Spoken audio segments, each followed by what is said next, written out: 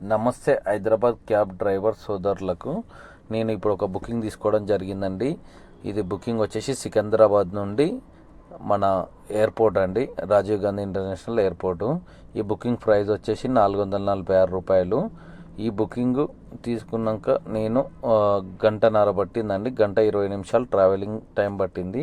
అక్కడ ఎయిర్పోర్ట్లో దించిన తర్వాత రిటర్న్ మళ్ళీ బుకింగ్ రావడానికి దాదాపు సమయం ఒక 4 గంటల నుంచి 5 గంటలు పట్టిందండి. 5 గంటల సమయం తర్వాత బుకింగ్ మళ్ళీ అక్కడి నుంచి పికప్ చేసుకొని అక్కడ నుండి ఎల్బీ నగర్ వరకు వెళ్ళానండి.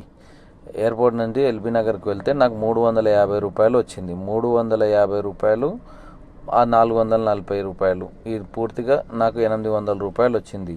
ఈ ప్రాసెస్ మొత్తం జరగడానికి నాకు 8 గంటల సమయం పట్టింది. 8 గంటలు నేను వెళ్తే 800 రూపాయలు వస్తే అందులో డీజిల్కే 400